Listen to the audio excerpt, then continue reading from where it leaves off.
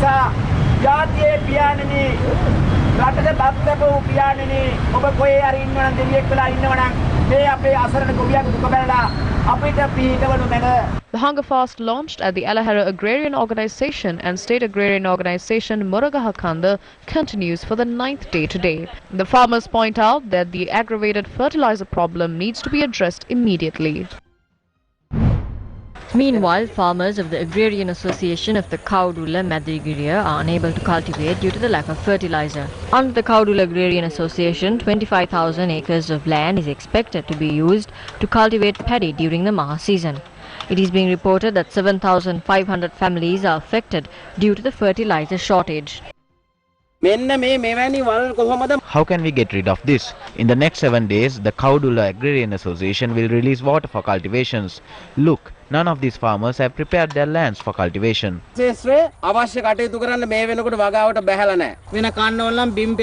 Usually, for the Maha season, by now we prepare our lands. Now we don't use these lands anymore. We are protesting for us to successfully carry out our cultivations and nothing else.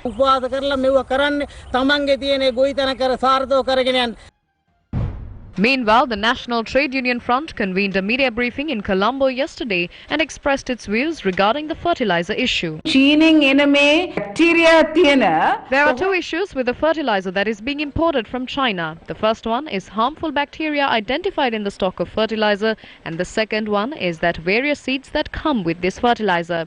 If this spreads in the country, it will impact the biodiversity of the country. I'm telling the government that they should pay heed to all professors involved in the agricultural sector. You do not have any right to remove them from their positions. Although this government brought in the 20th Amendment to power on a large scale due to a distortion in the minds of the people of this country, I say as a person with a doctorate that the scientists in this country have the full power to develop the country scientifically.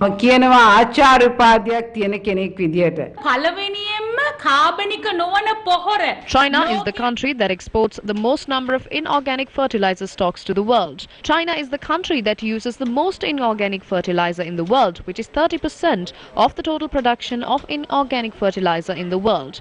These are added for the production of inorganic foods such as rice, wheat flour, vegetables and fruits. The Agricultural Ministry has not researched even the ground level information of the country that they are importing inorganic fertilizer from. Even I'm surprised that they do not have an intelligent person to research the type of agriculture that this country is involved in, and if we do not have a person with such knowledge, even the people who know aren't allowed to speak by these ministers.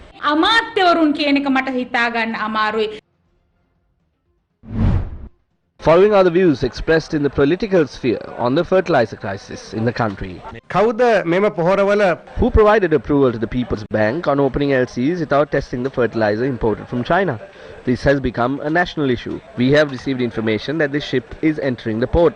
China has now blacklisted People's Bank because they failed to make the payment for the LC opened. There will be major economic issues in the country because of this. All the companies that import goods from China are requested not to accept LCs from the People's Bank.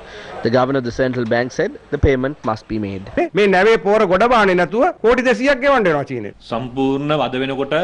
government has got into a tangle because of the fertilizer crisis. The People's Bank, which has a reputed history of over 60 years, is now being blacklisted. By using organic fertilizer, liquid fertilizer and potassium, and by producing the organic fertilizer using the funds provided by the government and using the nitrogen fertilizer, if the harvest reduces, as a responsible government, we will take measures to compensate for the loss.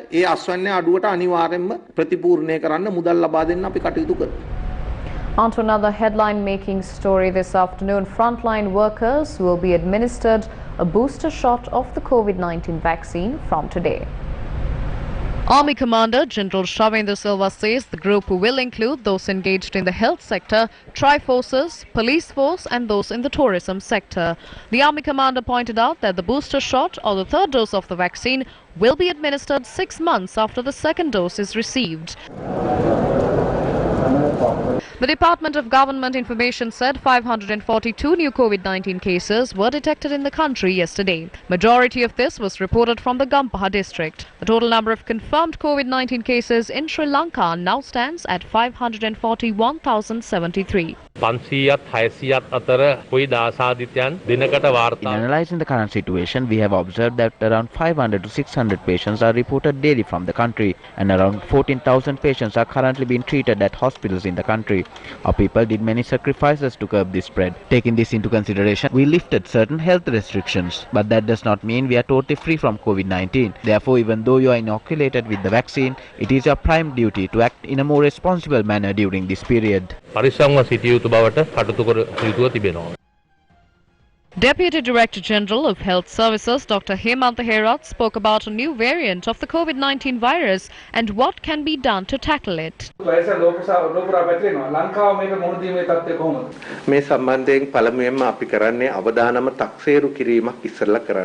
we need to assess the risk we have here. After this assessment, they will advise us on how to tackle it and on the nature and spread of this variant. As the authority, we will work hand in hand with the Ministry of Health and do the needful to curb it. So far, we have not received any report to confirm the spread of this variant. What we know right now is that this variant is still resistant to health guidelines we follow. Wearing face masks, washing your hands and maintaining social distance will curb any spread of a virus. Therefore, we should understand this phenomena and work accordingly to curb the spread of this virus.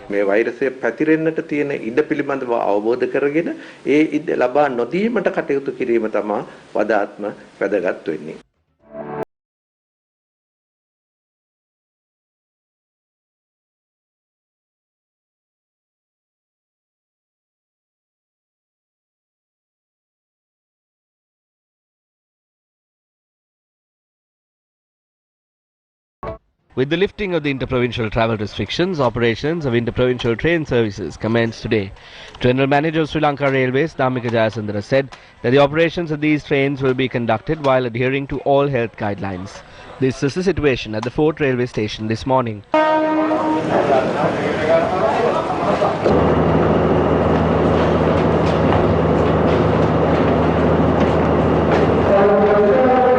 Our correspondent reported that a large number of office workers arrived at the Fort Railway Station today. However, our correspondent said that no long-distance trains were operating from the Fort Railway Station today.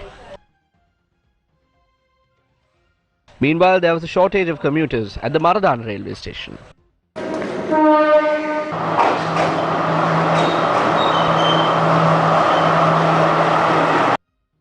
However, with the removal of interprovincial travel restrictions, our correspondents reported that there were a large number of passengers on trains that left the Galle railway station today.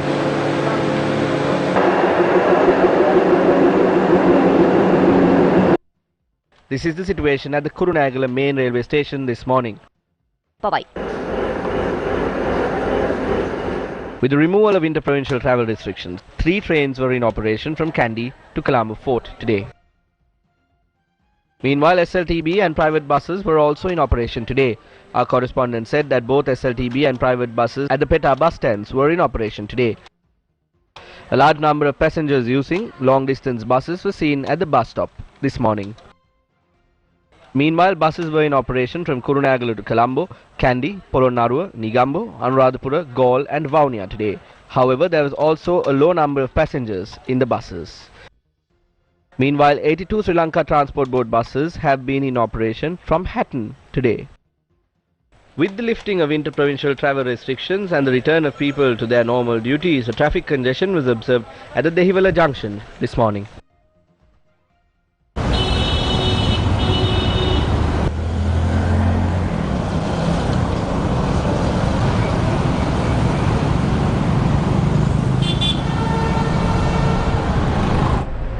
After a lapse of 6 years, direct flights between France and Sri Lanka resumed today.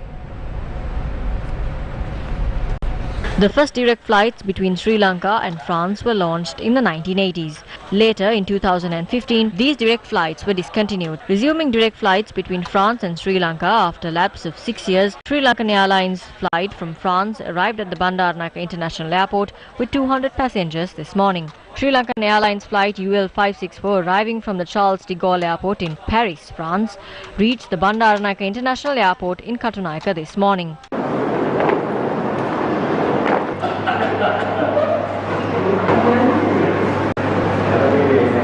The airline will operate 3 scheduled flights weekly between Colombo's Bandar Lanka International Airport and Paris Charles de Gaulle Airport. Up next is Crime Watch. Crime Watch. An attempt to end a love affair using a firearm resulted in the loss of a life. The incident was reported from Kalualagoda in Uragasman, Handia. According to preliminary reports, the father of the girl, who arrived on the spot on a motorbike with his associate under the influence of alcohol, attempted to shoot his daughter's partner, who is an army officer. 2 shots were fired from the 12-bore firearm, and the mother of the young man fell victim to the shots fired. It was reported that the victim received 2 gunshot wounds on her left thigh. Police confirmed that the man who fired the shots was later murdered by the son using a sharp weapon, and the other person had sustained injuries to the head. The man who assisted in the shooting and the woman who was shot are currently receiving treatment at the LPGA hospital. The Uragasman Handia police are conducting further investigations into the incident. Crime Watch.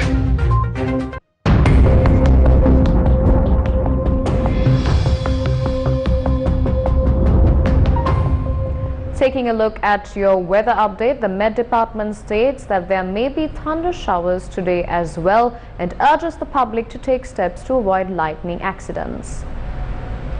Due to the inclement weather, a mound of earth collapsed on the railway track near the Demodara railway station. Train services from Badulla to Bandarwala were disrupted as a result. Landslide warnings have been issued for 2 divisional secretariats in the Badulla and Kegaul districts due to the prevailing heavy rain. The National Building Research Organisation said that landslide warnings have been issued for the Passara Divisional Secretariat in the Badulla district and the Aranayaka Divisional Secretariat in the Kegaul district. This is valid till 9 p.m. tonight. Meanwhile, the Irrigation Department says that sluice gates of several major reservoirs in the country have been opened due to heavy rains. The Meteorological Department has warned the public to take necessary measures to reduce the risk of temporary strong winds and thunderstorms. Meanwhile, the Health Ministry says with the prevailing weather situation in the country, there is an increase of dengue patients in the country. Community physician of the Ministry of Health, Dr. Shiranti Seneviratna, said that about 21,000 dengue patients have been reported so far this year. The most number of dengue cases have been reported from the Western Province. And with that, it's a wrap of lunchtime news here on TV1. For the Newsfirst team, I've been Niyuti Proshia. Take care and good day.